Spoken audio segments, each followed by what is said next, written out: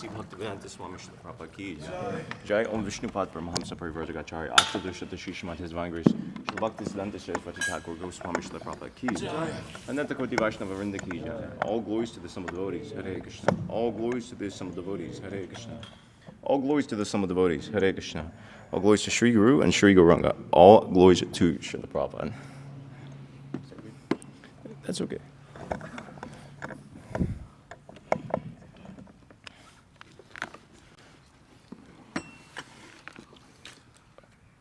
Om Namo Bhagavate Vasudevaya. Om Namo Bhagavate Vasudevaya. Om Namo Bhagavate Vasudevaya. Reading from Srimad Bhagavatam, Canto 3, Chapter 9, text number 12. Na ati prasidati tata upachita upacharehi aradhitaha suraganaihi hridi baddhakamaihi yat sarva bhuta dayaya asat alabhyaya ekah nana janeshu avahitaha sahrit antaha atma nati prasidati. Yeah, I think that's it. Nati prasidati tato pachito pacharer. Aradita surganer hidi baddha kamehi. Yat sarva bhuta dayaya sadalabhya yaiko. Nana janeshvavahita surida antaratma. Nati prasidati tato pachito pacharer. Aradita suraganer hridi baddha kamehi. Yat sarva bhuta dayaya sadalabhya yaiko. Nana janeshvahita surida antaratma.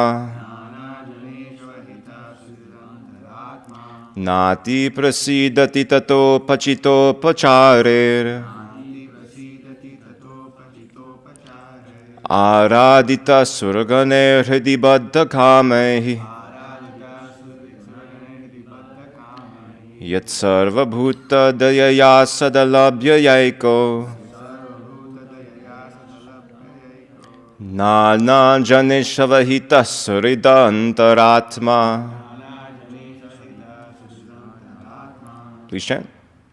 Nati prasidati tato pachito pachare.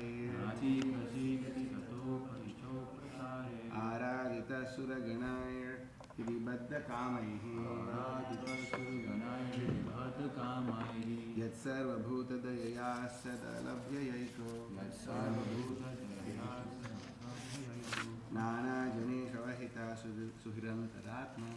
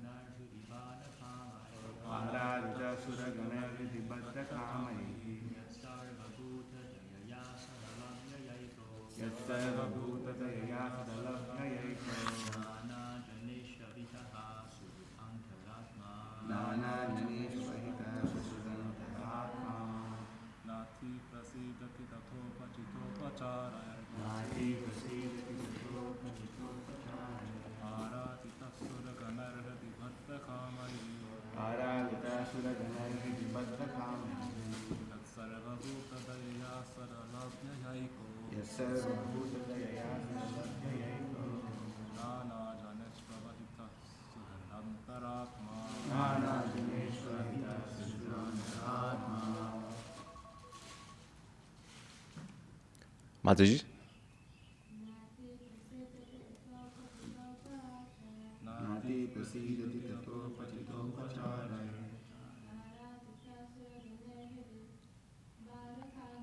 Aragata suraganai vibhadrakamayi. Yasarvabhutadaya sabhayato. Nanavaneshwarita sudurantaratma. Nati prasidati tato pachito prachare. Aradita suraganai vibhadrakamayi. Yasarvabhutadaya sabhayato. Nanajaneshwarita sudurantaratma. Nati prasidati tato pachito prachare. Aradita suraganai vibhadrakamayi. Yatsarvabhutadaya sadhamabhyayaiko. Nanajaneshwarita suhridantaratma. Na. Never. Ati. Ati Very much. Prasidati. Become satisfied. Tata. As much as. Upachita. By pompous arrangement. pompous arrangement. Upacharehi. Upacharahi. With much worshipable paraphernalia. Araditaha. Being worshipped. Being worshipped. Suraganaihi. Suraganahi. By the celestial demigods. By the celestial demigods. Hridibadhakamehi. Pridibhadrakamahi. With hearts full of all sorts of material desires. Hearts full of all sorts of material desires. Yet that which sarva, all, bhuta, living entities, dayaya, to show them causeless mercy, asat, non-devotee, alabhyaya, not being achieved, ekaha, one without a second, nana, various, janeshu, in living entities, avahitaha, perceived, sahrit, well-wishing friend, antaha, within, atma, supersoul. Translation and purport by His Divine Grace A.C. Bhaktivedanta Swami Srila Prabhupada. My dear Lord, you are not very much satisfied by the worship of the demigods, who arrange for your worship very pompously with various paraphernalia, but who are full of material hankerings. You are situated in everyone's heart as the supersoul just to show your causeless mercy, and you are the eternal well-wisher, but you are unavailable for the non-devotee. The demigods and the celestial heavenly planets, who are appointed administrators of the material affairs, are also devotees of the Lord, but at the same time they have desires for material opulence and sense gratification. The Lord is so kind that He awards them all sorts of material happiness, more than they can desire, but He is not satisfied with them because they are not pure devotees. The Lord does not want any one of His innumerable sons, the living entities, to remain in the material world of threefold miseries, to perpetually suffer the pangs of birth, death, old age, and disease. The demigods and the heavenly planets, and many devotees on this planet also, want to remain in the material world as devotees of the Lord and take advantage of material happiness. They do so at a risk of falling down to the lower status of existence, and this makes the Lord dissatisfied with them. Pure devotees are not desirous of any material enjoyment, nor are they averse to it. They completely dovetail their desires with the desires of the Lord and perform nothing on their personal account. Arjuna is a good example. On his own sentiment, due to family affection, Arjuna did not want to fight. But finally, after hearing Srimad Bhagavad Gita, he agreed to fight in the interests of the Lord. Therefore, the Lord is very much satisfied with pure devotees because they do not act for sense gratification, but only in terms of the Lord's desire. As Paramatma or Supersoul, He is situated in everyone's heart, always giving everyone the chance of good counsel. Thus, everyone should take the opportunity and render transcendental loving service to Him, wholly and solely.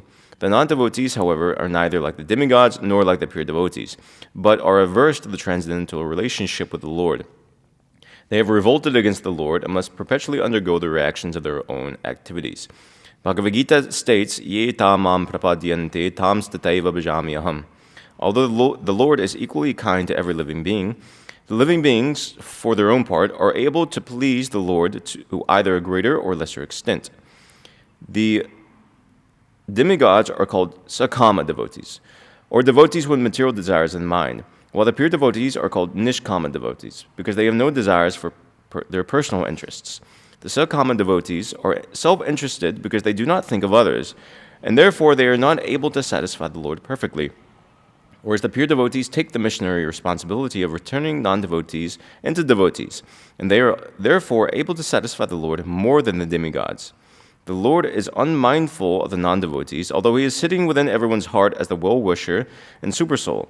However, he also gives them the chance to receive his mercy through his pure devotees who are engaged in missionary activities. Sometimes the Lord himself descends for missionary activities, as he did in the form of Lord Chaitanya, but mostly he sends his bona fide representatives. Thus he shows his causeless mercy toward the non-devotees. The Lord is so satisfied with his pure devotees that he wants to give them the credit for missionary success, although he could do the work personally. This is the sign of satisfaction with his pure nishkama devotees, compared to the sakama devotees. By such transcendental activities, the Lord simultaneously becomes free from the charge of partiality and exhibits his pleasure with the devotees. Now, a question arises. If the Lord is sitting in the hearts of non-devotees, why are they not moved to become devotees? It may be answered that the stubborn non-devotees are like the barren land or alkaline field, where no agricultural activities can be successful. As part and parcel of the Lord, every living entity has a minute quantity of independence, and by misuse of this independence, the non-devotees commit offense after offense to both the Lord and his pure devotees engaged in missionary work. As a result of such acts, they become as barren as an alkaline field, where there is no strength to produce. Om Agyana Timirandasya Gananjana Shalakya Chakshur Unmilitam Yena Tasmai Shri Gurave Namaha Shri Chaitanya Mano Brishtam Stapitam Yena Putali Swayam Kadahmayam Dadati Swapadandikam Vandeham Shri Guru Shri Tapadakamalam Shri Gurun Vaishnavamshta Shri Rupam Sagarjatam Sahagana Raganatam Vitam Tam Sajivam Sadvaitam Savadutam Prijana Saitam Krishna Chaitanya Devam Shri Radha Krishna Padan Sagana Lalita Shivashakan Vitamscha Hey Krishna Kuruna Sindhu Dina Bandhu Jagatpate Gopisha Gopika Kanta Radha Kanta Namostute Tapta Kanchana Gaurangi Rati Vrindavaneshwari Vrishabhanu Sute Devi Pranamami Hare Puri Vancha Kapatu Vyashtra Kripasanu Bhyavacha Patita Nam Pavnayapyo Vaishnavibhyo Namo Namaha Namo Om Vishnu Padaya Krishna Prashtad Bhutali Shrimati Bhakti Vikasa Swamin Itanamane Namo Om Vishnu Padaya Krishna Prashtad Bhutali Shrimati Bhakti Vinanta Swamin Itanamane Namaste Sarasvati Devi Gauravani Prasharne Nirvishesha Shunnavari Paschatya Dishadarne Bhutir Mahadbiri Mafpur Vibor Nirmaya Shiti Anmurshya Purusha Bhungti Gunan Shudasha Shudasatmaka Shalang Shishta Bhagavan Vashamsime. My Lord, you are not very much satisfied by the worship of the demigods, who are arranged for your worship very pompously, with various paraphernalia, but who are full of material hankerings. You are situated in everyone's heart as the supersoul just to show your causeless mercy. And you are the eternal well-wisher, but you are unavailable for the non-devotees. So, it's a long purport. It's a nice verse, especially this first part, that Nati prasidati tato pachito pacharer aradita surganaihi. So the Lord is not satisfied by the worship of the demigods. Although the demigods they arrange for worship, they worship the Lord, and not only do they worship the Lord very nicely, upachita, by pompous arrangement, upacharehi, also with much worshipable paraphernalia. So you can worship the Lord with all 64 items or limbs of the deity worship, but the Lord's not satisfied even with that by following all the 64 regulations. If that worship is done with a contaminated heart. So that's described here. Hridi bada kama-hi. The demigods' hearts are bound by kama. Their hearts are bound by material desire. They worship the Lord, but they do so either directly from material desire or two things could be possible, and you see this. Either A, the demigods are worshiping the Lord because they want something from the Lord. You see in the Bhagavatam just recently, and the conversation between Maitreya and Vidura, the demigods were offering prayers. The 10th canto, the demigods offer prayers. The 6th canto, they again offer prayers. There may be another instance as well. Many times throughout the Bhagavatam, you'll see the demigods are offering, probably 8th canto as well. The demigods are offering prayers to the Lord in some form, but they're largely doing so, they're asking from some sort of boon, which is fine. Generally, prayers have some sort of boon. We see, for example, that's typical among prayers. That's fine. But if you look what they're asking for, largely it's material, or it's for their own welfare. For example, the demigods approached Lord Brahma, and then the Brahma, he chanted Purusha Shukta on the bank of the milk ocean, and then the demigods also offered prayers to Lord Krishna within the womb after he appeared. But why did they weren't? We don't hear a description of the demigods having done so before. Maybe they would have done so before, presumably of their daily activities, because they're cultured. But they offer those prayers because they were distressed by the events that were going on, specifically on Earth, but also within the universe itself. The universal order was disrupted. Similarly, we see 7th canto, here Hiranyakashipu takes over the universe. The demigods, again distressed, they approach the Supreme Lord, or Brahma, one of the two. So they're looking for relief for their distress, and in that condition, they're approaching Krishna. Whereas if you take the prayers of the pure devotees, Kunti, for example, she prays just the opposite, that, I forget how that verse begins. Does anybody remember? No. Before that one. I want to see... Anyway, the English goes like this. I want that all this... She says, Vishan Mahagne Prashada Darshana, da Satsabaya Vanabasa Krichataha, Mride Nika Maharata Storto, Droni Astartashtasma Hare Brakshitaha, Vipada Santuta Shasvat, Tatra Tatra Jagadguru, Bhavato Darshanam Yatsyad Apanar Bhava Darshanam. So she lists all the distress that she went through. She was exiled to a forest, along with the Pandavas. They were exiled to a forest. They were almost burned alive in House of Lac. Their kingdom was taken away. What else is there? Bhima was fed a poisoned cake. Draupadi was disrobed in the Asat Sabha. And then finally, Uttara was what is that? Who is that? Ashvatthama, Dronacharya's son. He released a Brahmastra targeting Parikshit against Uttara. So, and that's just the chief miseries. There's so many other things they went through, actually. She just named some of them. So she went through all these things. Of course, the Pandavas are Kshatriyas. Of course, that may be as her Varna as well. But she's a woman. So it's expected... it's not very surprising, or it's not very, like, if a Kshatriya goes to live in a forest, it may not be such a colossal deal.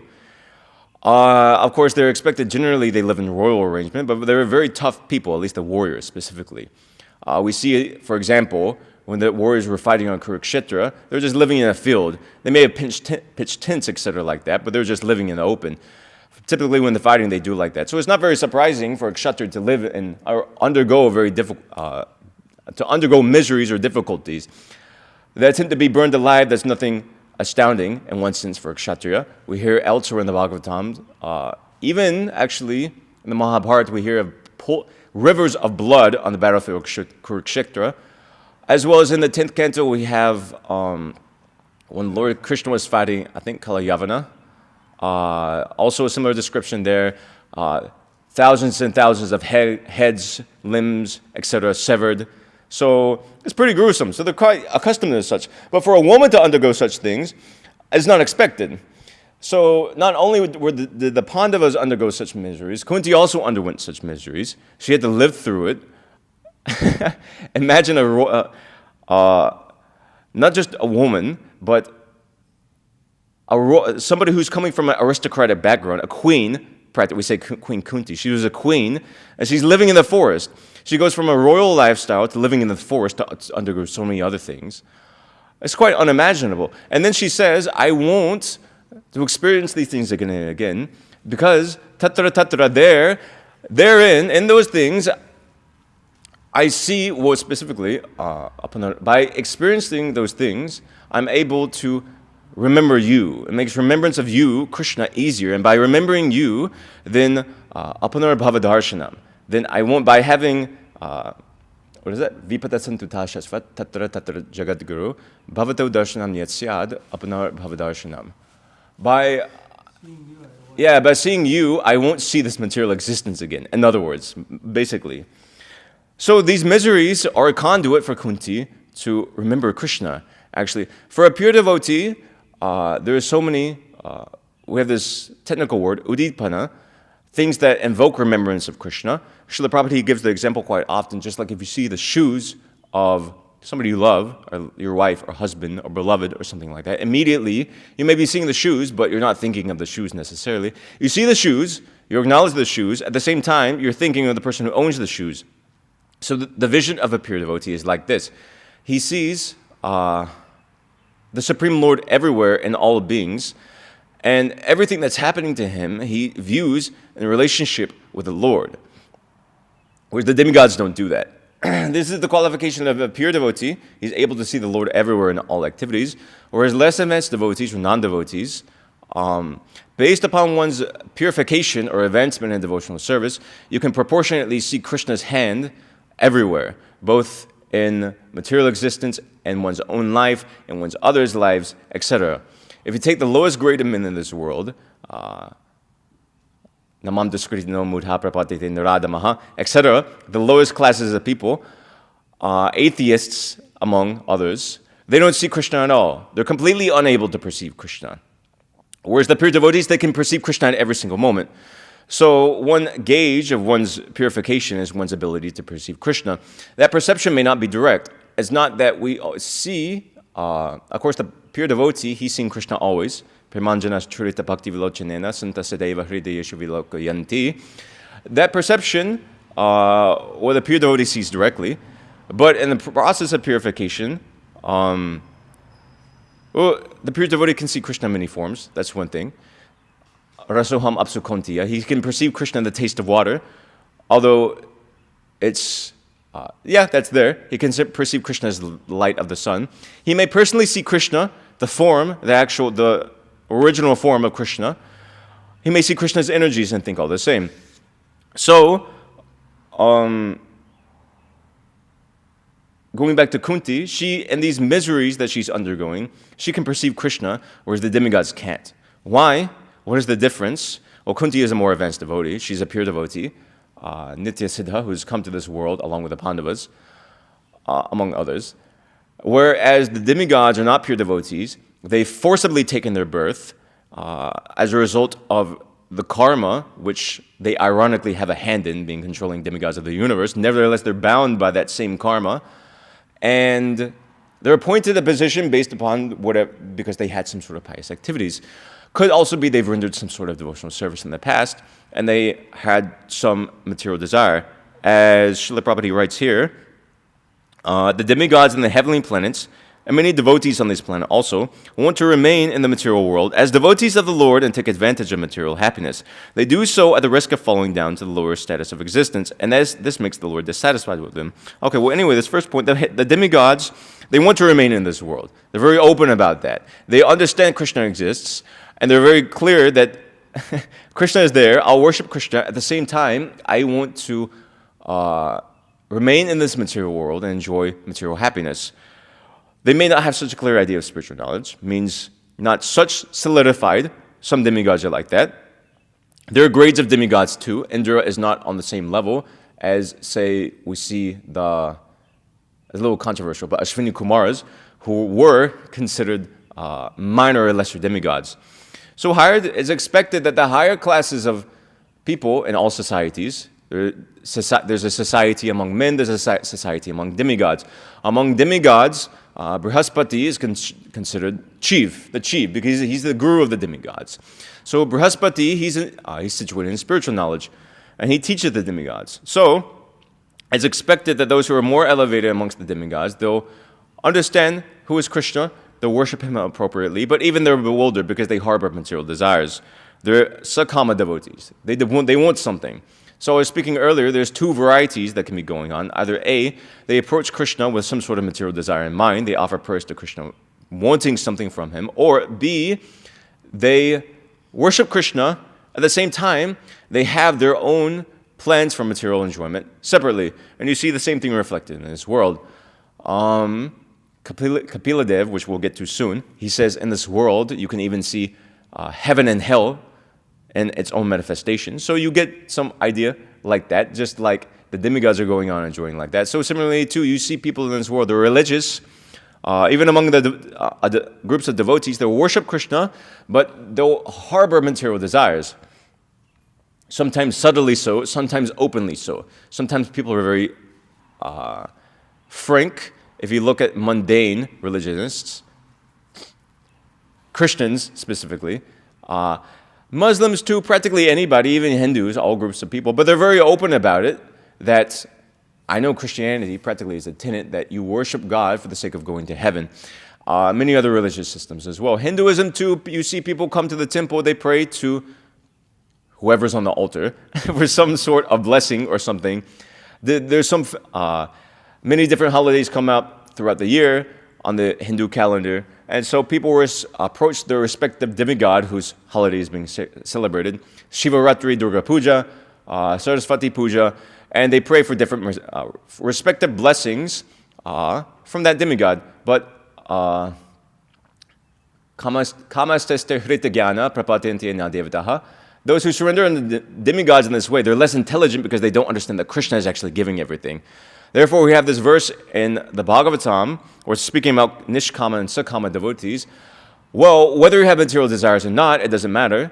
The Bhagavatam says, akama sarva kamo va moksha kamo dharadihi tivirena bhakti yogena yajeta purusham param. That whether you desire, you're desireless, whether you're full of desires, or whether you desire liberation, yajeta purusham param. You should worship that highest person. The Bhagavatam, it gives a list. In the second canto we covered some months ago, a whole list of demigods and giving what they can give you. Any demigod, Indra can give you anything. He can give you wealth.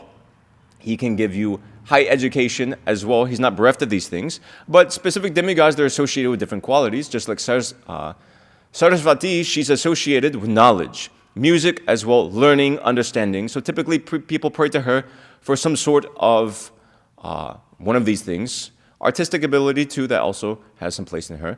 So people approach her for this.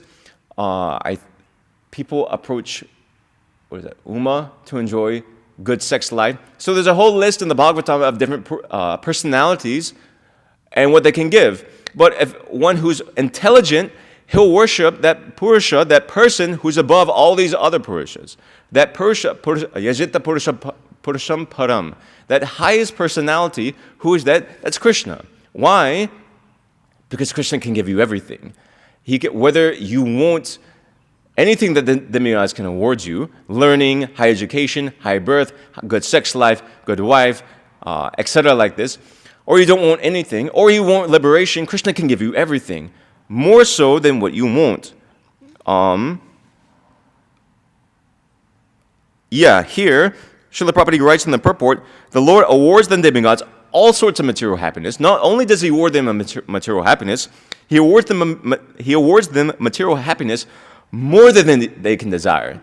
In Srila Prabhupada's purport to Shrimvanti Gayanti Grananti Abhikshnasaha, he writes that the Lord is, but the Lord, being more merciful than the living entities can expect, comes to this world for the sake of renovating devotional principles of hearing, chanting, etc. So the Lord is more merciful than we can even expect. We have different expectations. In one sense, a desire is an expectation. We want something. We're expecting something. If we want that to come about, we want so many things.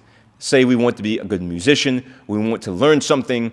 We want to get some sort of position, some sort of pay raise or something like that. So we have some fixed idea in our mind. But Krishna is such, and we make him even pray to a demigod and even achieve that result. But if we pray to Krishna, even for a material desire, he will not only give us that, he'll give us that more so than we can possibly desire. He'll fulfill that desire to the utmost degree And spiritual or material. So this is speaking material. Even spiritually, Krishna is more merciful than we expect. He's more merciful than we can conceive of. We're in some sort of difficulty. We're looking forward to Krishna's mercy, praying for his mercy. Sometimes that mercy is always there for the pure devotees, granted. Sometimes it's overt, sometimes it's not. But when that mercy comes through, it not only comes through, it comes through in a format that we could have never imagined before.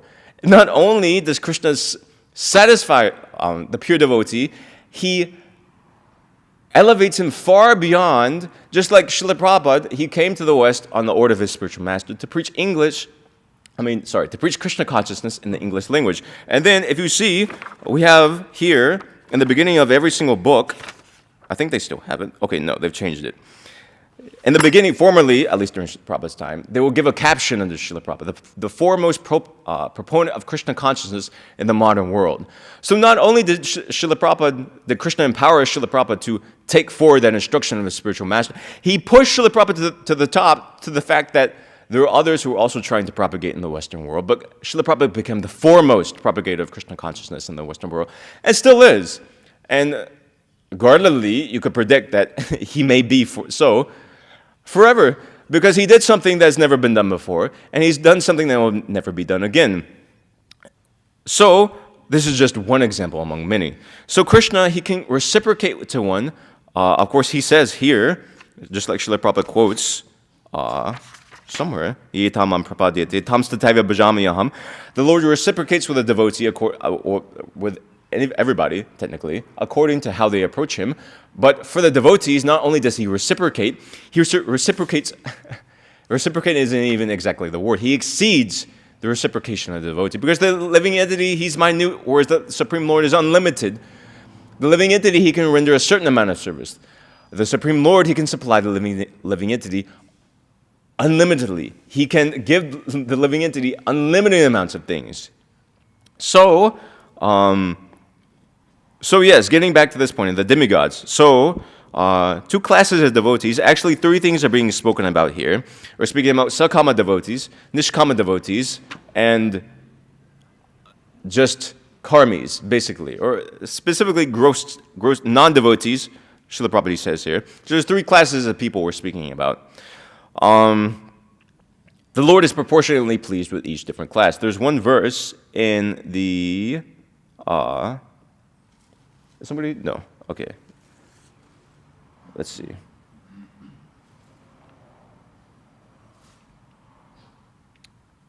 Actually, there's a few verses I just read yesterday, actually.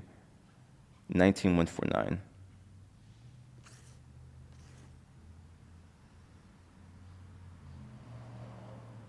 Sorry, just bear with me as I pull this up. Oh, home theater.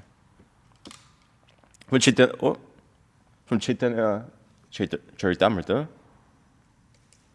Krishna Bhakta Nishkama Ateva Shanta Bhukti Mukti Siddhakami Sakaleya Shanta. It is very simple. Because a devotee of Lord Krishna is desireless, he is peaceful. Fruitive workers desire material enjoyment. Jnanis desire liberation, and yogis desire material opulence. Therefore, they are all lusty and cannot be peaceful. It's very simple.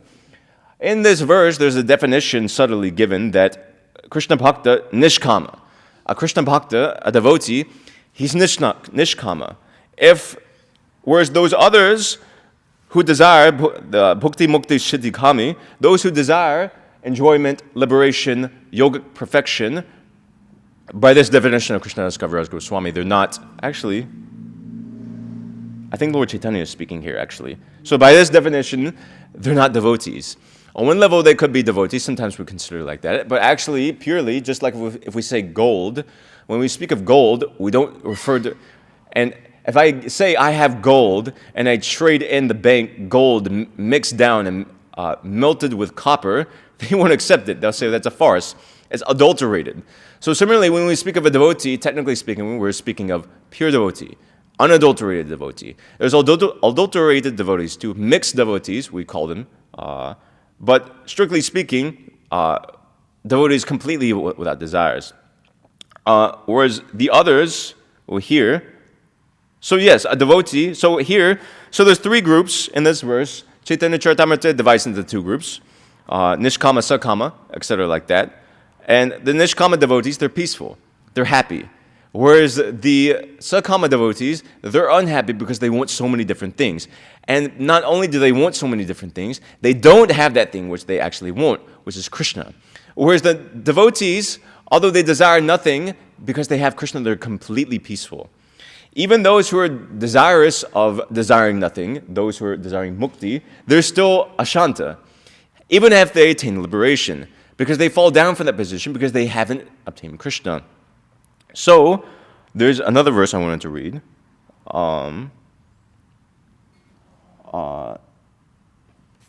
Sprihayavat.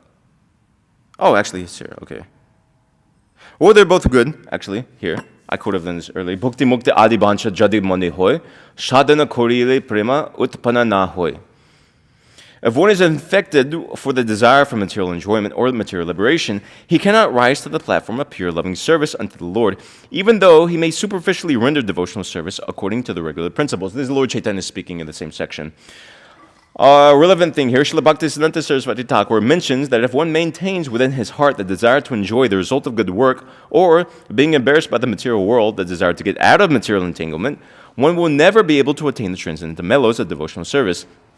In other words, one must not desire material profit when rendering devotional service. Even if one follows all the 64 regular principles, I was quoting this earlier, he cannot attain pure devotional service with a contaminated heart.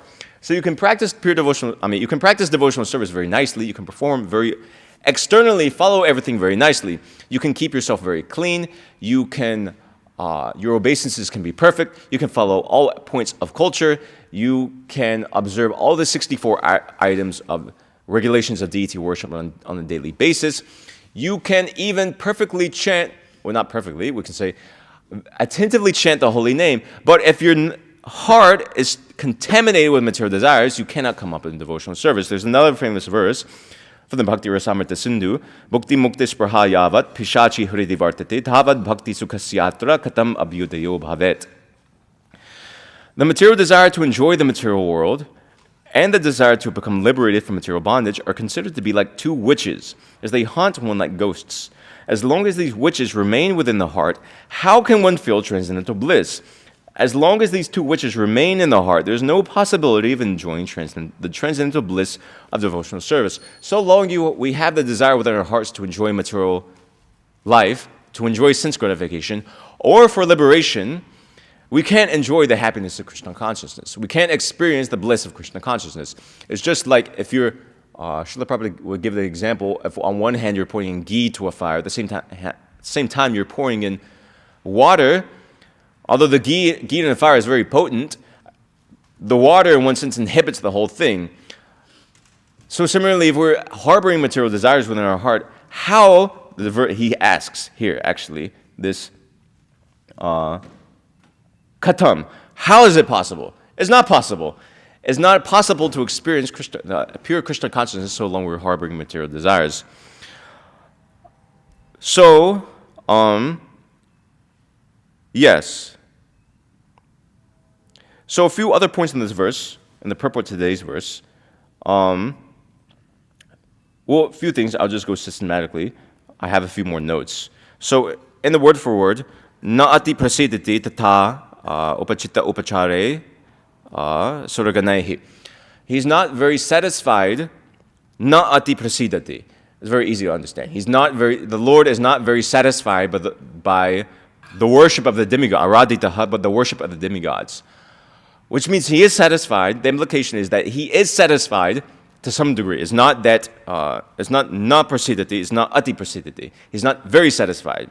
Which means the Lord is satisfied to some extent by the worship of the demigods. He's happy they're worshiping him because the majority of jivas in this world, they're not worshiping the Lord. They're completely forgetful of the Lord. So he's satisfied to some extent, but who is he actually satisfied with? Not ati prasidati regarding the demigods, but we have, I was thinking, in the Gravashtaka, we chant Ativalabhasya. Ativalabha. One who is very dear to the Lord. Who is that?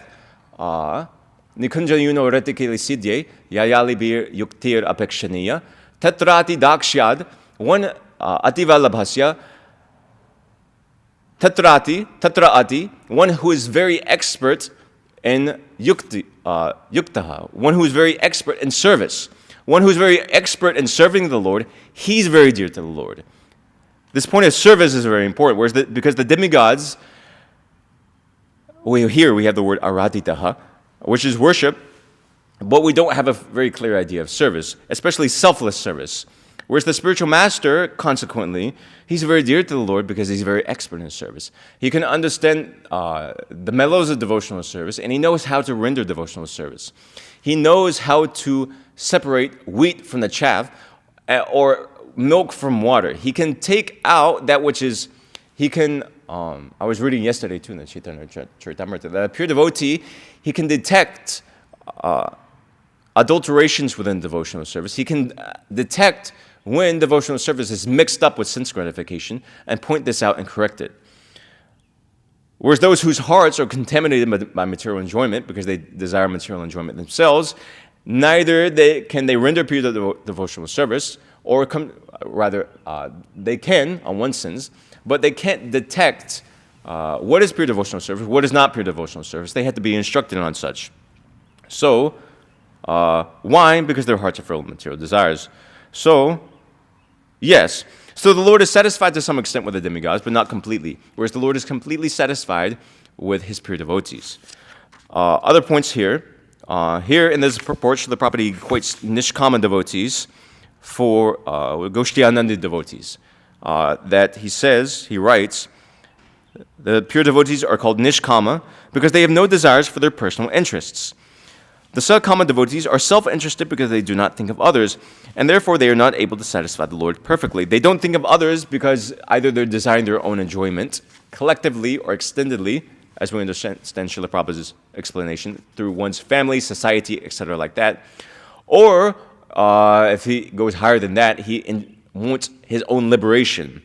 So, sakama, they want something. They're wanting their own benefit. Whereas the nishkama devotees, they only desire others' benefit. Not in a philanthropical way, a mundane charity sense, but in the sense of ultimate welfare. That, by taking the responsibility of turning non-devotees into devotees, they're able to satisfy the Lord more than the demigods. So the demigods, they worship the Lord with very pompous paraphernalia, we're hearing about here.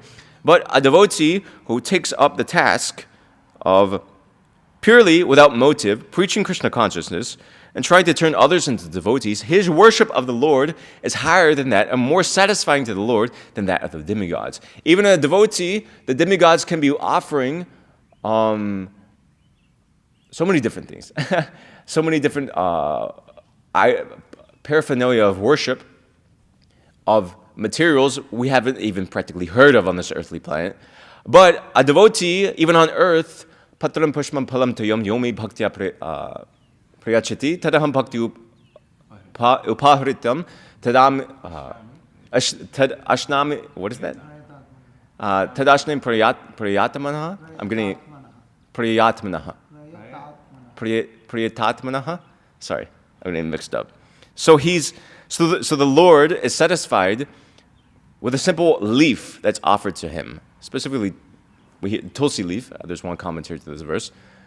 A simple leaf offering to the Lord or leaf, root, flower, etc., water even, is more satisfying than the pompous arrangement of the demigods, if the attitude is correctly there. So, other points on this verse.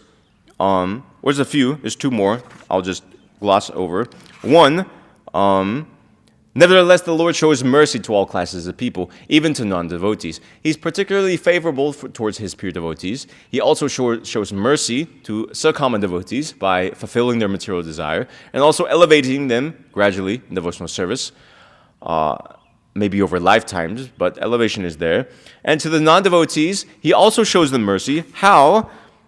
Sometimes the Lord himself descends for missionary activities, as he did in the form of Lord Chaitanya. But mostly, he sends his bona fide representatives, and thus he shows his causeless mercy to the non-devotees. So non-devotees, being disqualified from directly receiving Krishna's mercy, Krishna, being more merciful than they can expect, sends his representative to uplift non-devotees.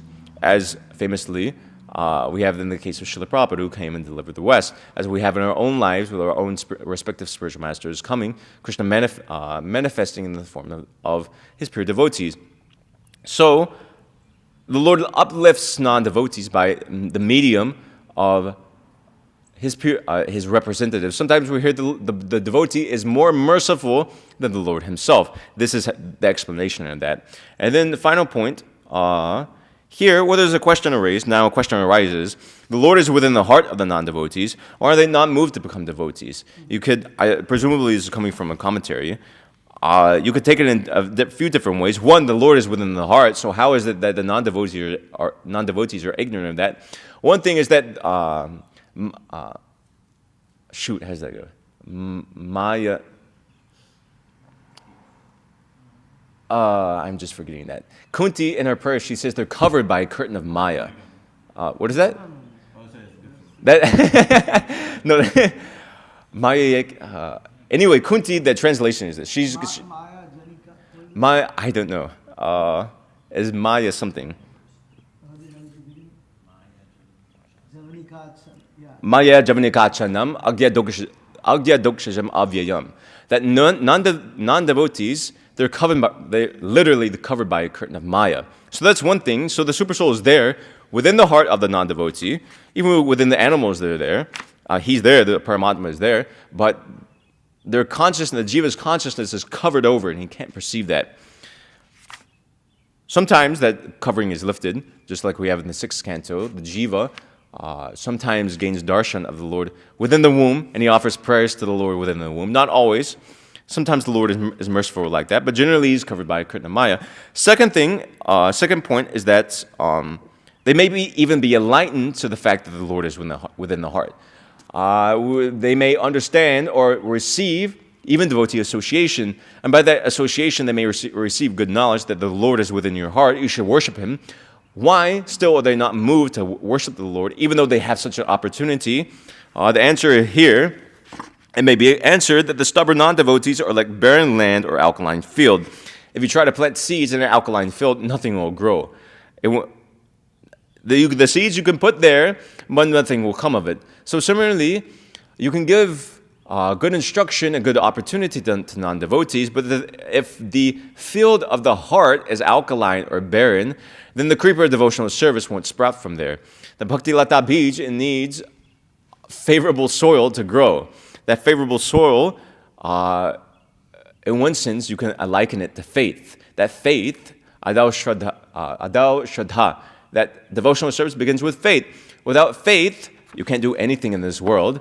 But specifically without faith, you can't begin the process of devotional service. If one is faithless from the beginning, the seed of devotional service can't take root within one's heart. But if that faith is there, that initial faith is there, and then the process goes on, the hearing and chanting goes on in the association of devotees, then that seed is watered, and in due course of time, so long the soil remains good, that seed sprouts into a creeper, and then it grows up and up and up to the spiritual world, where it reaches its final resting place at Krishna Charan, the Govinda Charan, actually, at the lotus feet of Govinda in the spiritual world. So, I'll end my class there and take any comments or questions anybody has.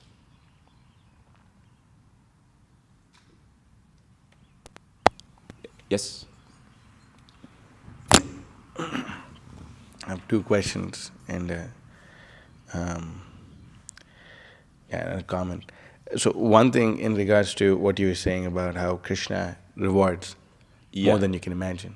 I'm just curious, over here, there's these verses in Chaitanya Charitamrita. I'm pulling them up, you could see them. I'm sorry, it's probably not visible.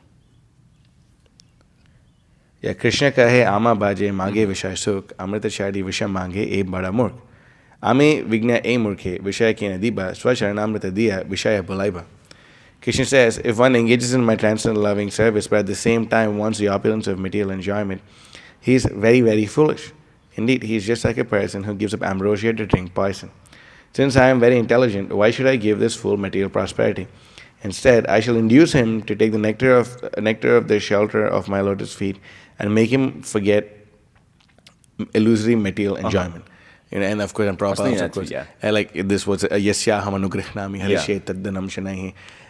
We see that, right, if Krishna is actually favorable to us, he takes away our so-called material enjoyment and forces us to drink the nectar of his lotus feet.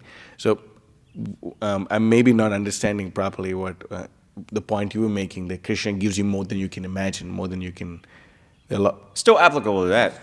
If this happens, if Krishna takes away your material enjoyment and forces you to take, what is that specifically? The nectar of his lotus feet, that's more than they could have imagined. Now you can say that more can you imagine. Well, you may imagine now that your imagination may be material enjoyment, but spiritual enjoyment, it still exceeds that. So that in one sense, that's still applicable. Even that is still applicable. Another thing is that, it doesn't invalidate that statement.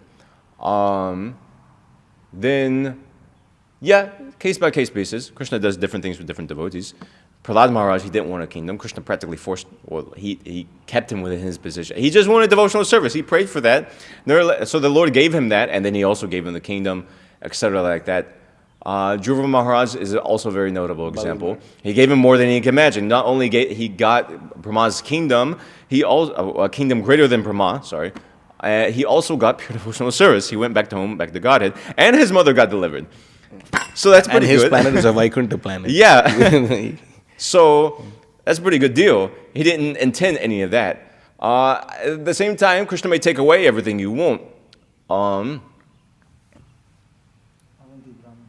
We can see Avanti Prabhupada. Brahmana, yeah. Prabhupada quotes this verse. He actually there's a memory of Srila Prabhupada where when his business was burnt down. Yeah.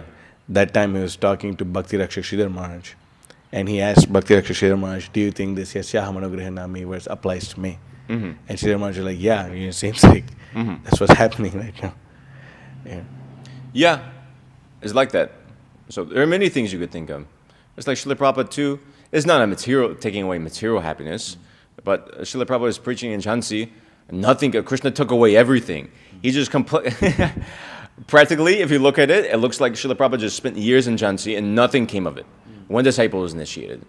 And then what happened? Nothing, practically. Just practically, externally, looked like a waste. Krishna took away everything from that situation. I mean, even previously in Srila Prabhupada's life, Krishna took away everything in terms of his business, his family, etc., like that. But then Krishna gave him much more than you could imagine. Similarly, to Los Angeles, 1971, Srila Prabhupada was praying to Rukmini Dwarkanath, who's installed at the time, and he was saying, "Why are you taking me from this place?" And then later, Srila Prabhupada in a 1977 conversation with Tamal Krishna Goswami, he says, "I can understand now, because Krishna, he wanted me to go to India to preach there, and he's given me a temple more than I could have conceived of," and referring to the Krishna Balaram Mandir. So many different things are there. So materially, spiritually, obviously that's there. Materially also so. Krishna, he reciprocates with the living entity, depending upon the living entity's desire. That's one thing, how he's operating himself, and also what's conducive for his advancement. If Krishna were to take away, it's just natural. You can't operate the same way with everybody. If Krishna took away everything from everybody, from the demigods, they may become quite disturbed. So Krishna doesn't do that. He fulfills their material desires generally. Sometimes he doesn't. Sometimes he takes away their kingdom. He has their kingdom overrun by the demons. We have Bali Maharaj taking away Indra's kingdom, for example. So there are different situations. Krishna acts in many different ways. So, okay. You have something else? Yeah, but if someone else, if they don't have it. Yeah, go ahead. Nobody's raising. So also, you're making this point that you could do all the 64 Panchopa, what's that? Shodo? No, it's not sure. Whatever it's called. What's it? Upacharas? I don't know what it's called. What's 64 in Sanskrit? I know Shoda, Shopachara is 16, so 64 must be, I don't know, whatever. So you could do all the 64 limbs of bhakti, 64 limbs of whatever, 64 things offering to the Supreme Lord, offer perfect obeisances, chant, maybe attentive japa, whatever. But still, the Supreme Lord is not pleased with that. So can we also understand that there's some people who join the Krishna consciousness movement in relatively poorer countries compared to America, and they perform devotional service for 20 whole years, so they can finally come to America, become a pujari and do pujari service, paka, mangalarti, darshanarti, rajbogarti, shinarti, dressing, cleaning, doing everything, doing all that all the time until they get a green card, and after that they basically forget about more or less forget about Krishna consciousness altogether, or they may just come to the temple once or twice a year or something like that. What? So is it? Can we compare it to this verse that we're reading, that the Supreme Lord is satisfied to some degree with them for whatever they're doing, but then after that, how is it in the same categories? Of course, Well, like platform Sakama Bhaktas, but Yeah, depends on the category. It depends how it's strictly. Well, one thing is that he's still satisfied with whatever service, however insignificant. That's one point, which is very. Even somebody is just like, so you're on the street. Somebody intoxicated may give you like a half, like a Coke they've drunk like half from or something. So it's abominable. It's like charity and. Actually, it's transcendental charity. Yeah. It appears like charity in the mode of ignorance, actually. But the Krishna is satisfied with that, even though it's improper, nor does the devotee practically use it. But Krishna sees the sentiment. He accepts So Krishna looks for opportunities to somehow give the jiva advancement. He's looking for how to be pleased with especially conditioned souls. So that's one thing. What to speak of people who actually worship Krishna? How much more Krishna is satisfied with them? They're very... just previous to this, there was this... Muktanam Apisidhanam, I don't know the rest of it. That out of many liberated persons, hardly the whole process is there in the 6th canto. So many living entities, how many have a human birth? Of those who have a human birth, how many have a civilized human birth? Of those who have a civilized human birth, how many are brahmanas? Of those who are brahmanas, how many are actually liberated? Of those who are or aspiring for liberation, of those who are aspiring for liberation, how many are liberated? Of those who are liberated, how many actually worship Krishna? So worship of Krishna is not... It's very, very, very rare. So Krishna is he's satisfied with those. And we see instances of that those who have some devotional credit in their past life, Krishna makes some sort of arrangement for them to come to devotional service. So that's definitely there and can't be discounted. Nevertheless, there is a clear difference between somebody who's running a pure devotional service versus somebody who's compromised their devotional service. So what I'm saying, in their example, if somebody's perform Krishna consciousness nicely for 20 years or something, and then he's bewildered by a material opulence coming to the worship is not an uncommon situation. So Krishna doesn't forget what they've done for him. We have that verse in the Ishupanishad, which I've forgotten. Om Krato Smarta Krito Smara. Don't forget what I've done for you. Please don't forget what I've done for you. So even in Srila Prabhupada, he writes, either in that purport or somewhere, maybe I'm confusing that with the 8th chapter, that even if the devotee can't remember that Krishna at the time of death, Krishna remembers what the devotee has done for him. In the Gita, 8th chapter, Srila Prabhupada writes that one's consciousness at the time of death is shaped according to how he lived his life. So if one lives his life for 20 years in Krishna consciousness, that's a pretty good deal, even if one falls away later. There's one verse I used to quote a lot. The demigods, they pray.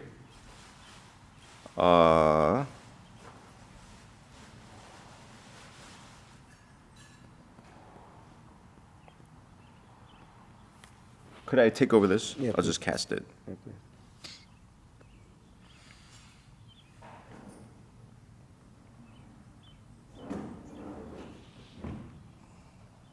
You can take one. You're still connected. If you connect, it will connect. Yeah. I don't even see the option coming up. Oh, show more. Okay. So there's this famous verse, which most of us know. That's after this, that Mayavadis fall down, even though they're purified, even though they come up to the Brahmana, impersonal Brahman emerge there, still they fall down. But those devotees who fall down, what about them? Tatanite madhava tavaka kvachit brashanti marga tvai batasauridaha tvaya bigupta vichanti nirbhaya vinayaka nikak murdhaso prabhu. O Madhava, Supreme Personality of Godhead, the Lord of the Goddess of Fortune, devotees completely in love with you sometimes fall from the path of devotion. They do not fall like non-devotees, for you still protect them. Thus they fearlessly traverse the heads of their opponents and continue to progress in devotional service. So even if a devotee falls down from the regular principles. Krishna is pleased with what he has done. Of course, there are grades of devotees. Bharat Maharaj, for example, he received very special protection, and he continues devotional service nevertheless. A prominent example there. But even those who are maybe less qualified, they still traverse over the heads of their opponents, as is explained here. Devotees don't. The one who has worshipped Krishna doesn't fall like a non-devotee, like a Mayavadi falls from the impersonal Brahman, straight back to material existence. Krishna is always there within his heart, and Krishna is guiding him to come back to him. So that's there. At the same time, just to give the counterpoint, is that it's not that one should.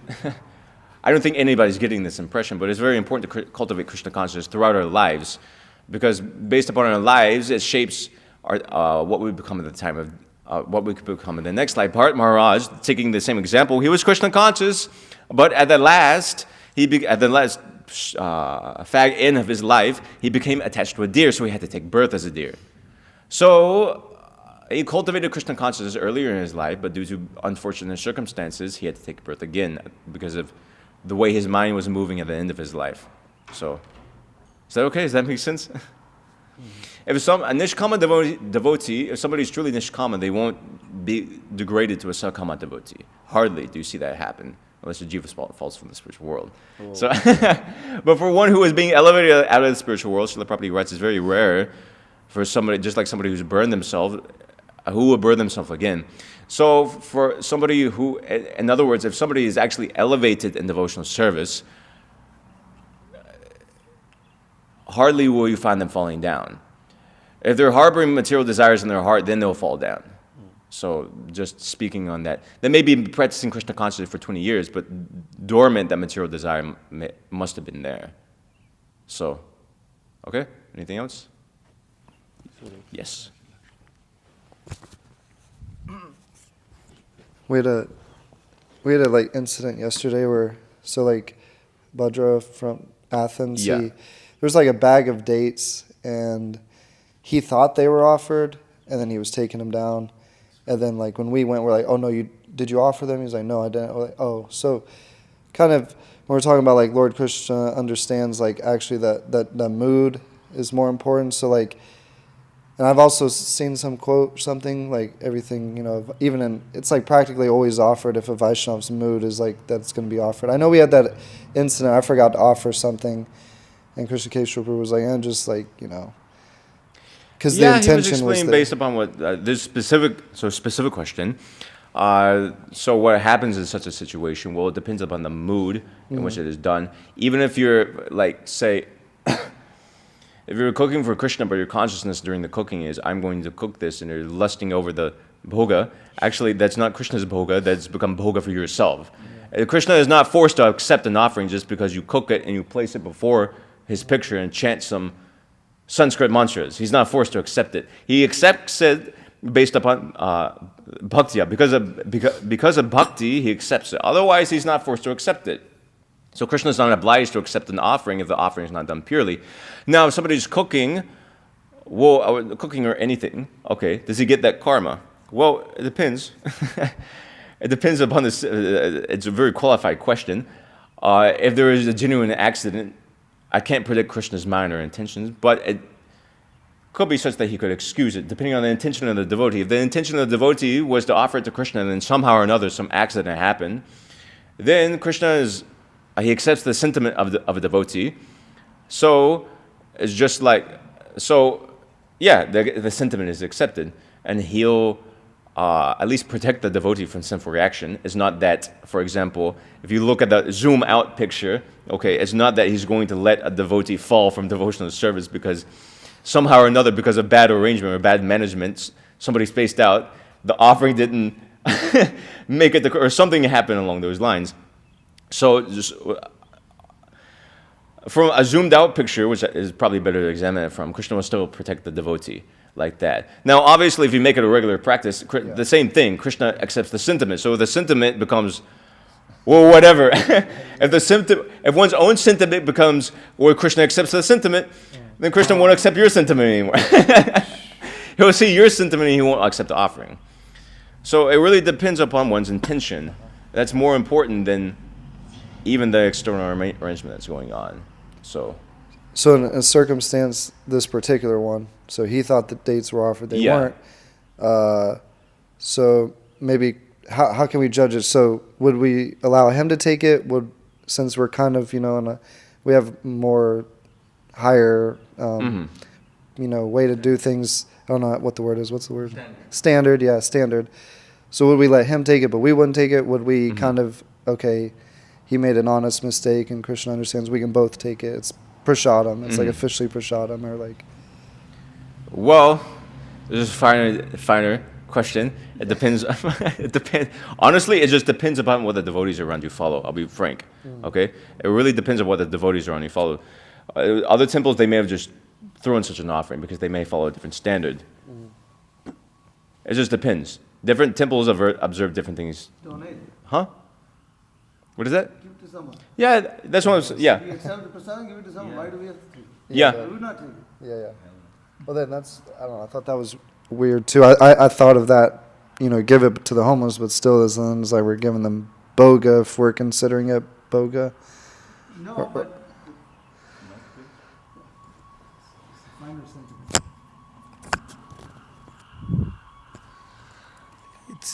It's not sinful. We can give it to the homeless people, and they will get the benefit because it was an accident. Yet the devotee, because he's trying to love Krishna or is in love with Krishna, is very remorseful that he has somehow partaken something which Krishna has not enjoyed, or he didn't facilitate Krishna's enjoyment. And therefore, out of such remorse, a devotee may reject such a thing because he doesn't feel like enjoying it anymore. He doesn't feel like, this is not enjoyed by Krishna, how I cannot take pleasure in this anymore. And therefore he, abstains from that particular activity. Of course, again, it's a question of time, place, and circumstance, obviously. But there is no contradiction if that was given to somebody else. It says, you can take this is prasadam, but I cannot take, I will not take. Having known of all the circumstances, I will not take. Mm-hmm. Anything from the women? No? Okay. The men? I just wanted to get the time. Yeah.